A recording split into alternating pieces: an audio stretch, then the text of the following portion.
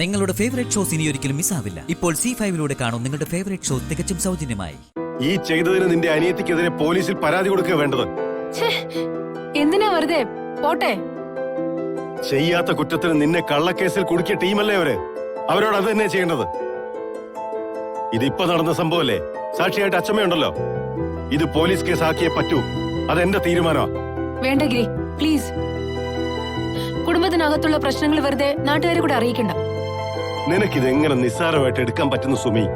നിനക്കിപ്പോഴും അനിയത്തിയോടുള്ള സ്നേഹവും സെന്റിമെന്റ്സും ആണല്ലേ? നന്ദിതയ്ക്ക് നിന്നോടില്ലാത്ത സഹതാപവും സ്നേഹവും നിനക്കെന്തിനാ അവളോട്? അവള് കാരണം ജയിലിൽ കിടന്നിട്ടും നീ പഠിച്ചില്ലേ? നന്ദിതയുടെ കാര്യത്തിൽ ഒരു സെന്റിമെന്റ്സിന്റെ ആവശ്യമില്ല. എന്തായാലും ശരി, ഇതങ്ങനെ വെറുതെ വിടാൻ ഞാൻ ഉദ്ദേശിക്കുന്നില്ല. അയ്യോ ഗിരി, വേണ്ട. പോലീസ് എന്റെ മനസ്സ് മാത്രമല്ല, ഗിരിയുടെ മനസ്സും കൂടിയാണെന്ന് എനിക്കറിയാം. ഗിരിക്ക് ചെയ്യാനുള്ളതും പറയാനുള്ളതും എല്ലാം കൂടെ ചേർത്ത് അച്ഛമ്മ അവൾക്ക് കൊടുത്തിട്ടുണ്ട്. അവളുടെ കവിളത്ത് വീണ അച്ഛമ്മയുടെ ആ ഒരു അടിയുണ്ടല്ലോ, അത് മാത്രം മതി അവളെ തിരുത്താനും ചിന്തിപ്പിക്കാനും. നമ്മൾ വരെ പോലെ തരം താഴാനായിട്ട് നിന്നാ പിന്നെ ഈ വീട്ടില് സമാധാനം എന്ന് പറഞ്ഞൊരു വാക്കുണ്ടാവില്ല ഗിരി. അതുകൊണ്ട് ഒന്നും വേണ്ട. ഞാൻ പറയുന്ന ഒന്ന് കേൾക്കൂ പ്ലീസ്.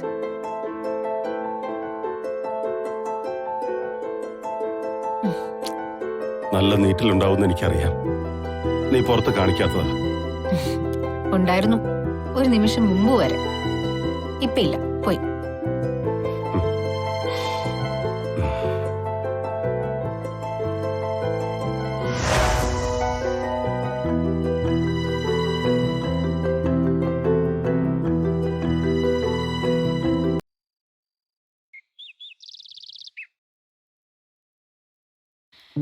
ഇപ്പോഴും മുഖത്ത് വേദനയുണ്ട് എടുത്തി? ഏയ് ഇല്ല. ഒന്നുമില്ലെങ്കിൽ മുഖമല്ലേ, അത് അവൾ ഓർക്കണായിരുന്നു. എന്തോ ഭാഗ്യം, കാര്യമായിട്ടൊന്നും സംഭവിച്ചില്ലല്ലോ.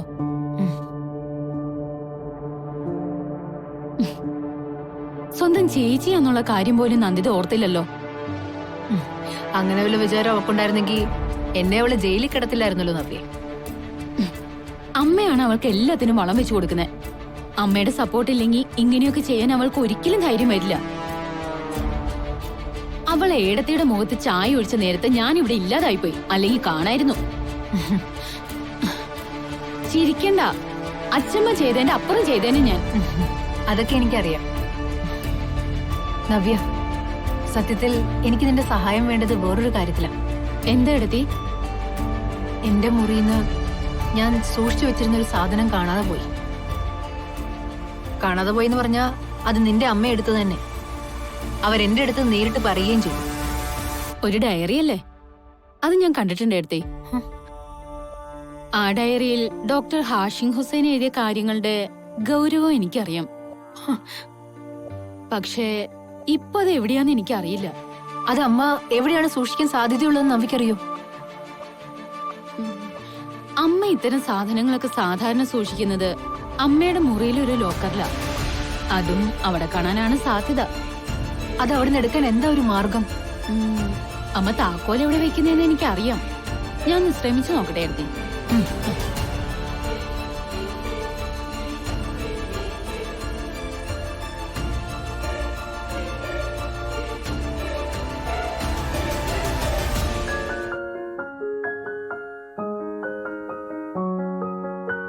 മോളെ, മോളെ നന്ദു, നന്ദു, അനുരാധേ.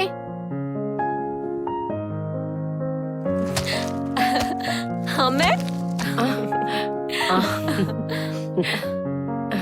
എന്താ ഇന്ദിര ഇതൊക്കെ?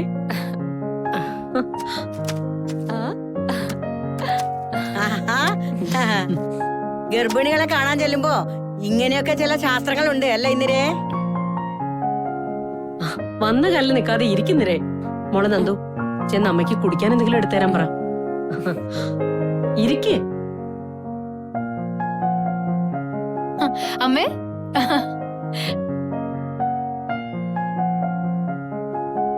എന്റെ ദൈവമേ, ഇത് വലിയ സർപ്രൈസ് ആയി പോയല്ലോ. അമ്മ ഇപ്പൊ വന്നതേ ഉള്ളൂ? എന്താ അമ്മ ഇത്? ഒരു ബേക്കറി മുഴുവൻ വാങ്ങിച്ചു വന്നിട്ടുണ്ടല്ലോ. അല്ല, അമ്മ നന്ദുവിനെ കണ്ടില്ലേ?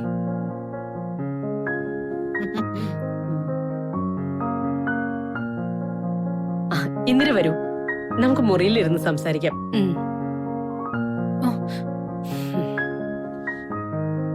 അതെന്ത് മര്യാദ അനുരാധെ?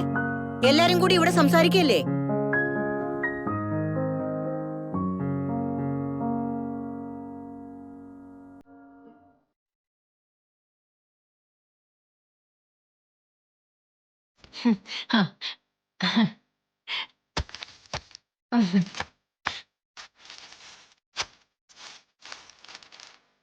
ഇത് നമ്മുടെ പ്രിയ ബേക്കറി എന്നാണോ അമ്മേ? അവിടെ ചപ്പ വറുത്തുണ്ടായിരുന്നല്ലോ, അത് വാങ്ങായിരുന്നില്ലേ? അതാ ഇതിനെക്കാട്ടും നല്ലത്. നന്ദുവിനിതാ ഇഷ്ടം.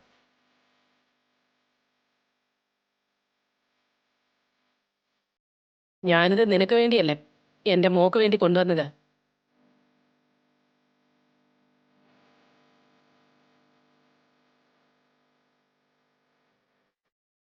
എന്താ ഇന്ദിരയെ പറയുന്നേ? സുമിതയും നന്ദിനിയും നിന്റെ മക്കൾ തന്നെ അല്ലേ?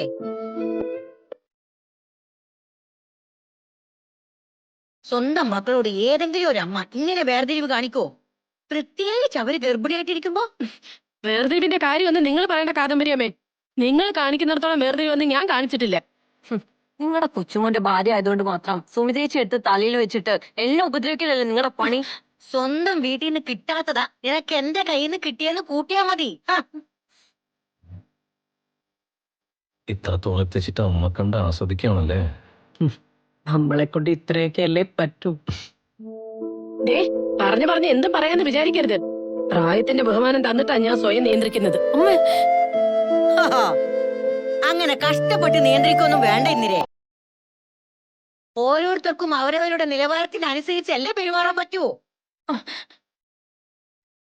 നിന്റെ അടുത്തുനിന്ന് കൂടുതൽ നിലവാരമൊന്നും ഞാൻ പ്രതീക്ഷിക്കുന്നില്ല. അമ്മ, വീട്ടിൽ കയറി വന്ന ആൾക്കാരോടാണോ ഇങ്ങനെയൊക്കെ പെരുമാറുന്നത്? വന്ന് കേറിയവർക്കും വേണ്ടേ അങ്ങനെ ഒരു ഔചിത്യം? അച്ഛമ്മേ മതി, ഇവിടെ വഴക്കൊന്നും വേണ്ട. അമ്മ നന്ദുവിന് വേണ്ടി കൊണ്ടുവന്നതൊക്കെ അവക്ക് തന്നെ കൊടുത്തോളൂ, എനിക്കൊന്നും വേണ്ട.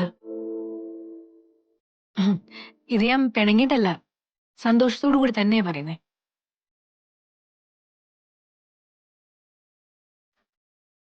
ഒരു കണക്കിന് നോക്കിയാൽ അത് തന്നെയാ ന്യായം. കാരണം ആത്മാർത്ഥതയോടുള്ള സ്നേഹവും കരുതലും കിട്ടാതെ പോകുന്നത് നന്ദുവിനാമ്മേ.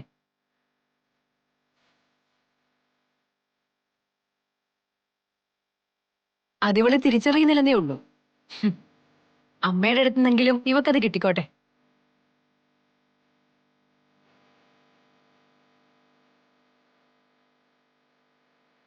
എന്നെ ആര് നോക്കുന്നതിനെക്കാട്ടും നന്നായിട്ട് ഗിരി നോക്കുന്നുണ്ട്, അത് മതി.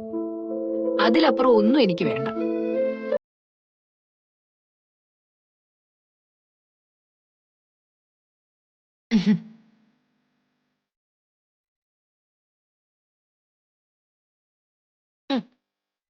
തൃപ്തിയായല്ലോ എല്ലാവർക്കും. ഓ,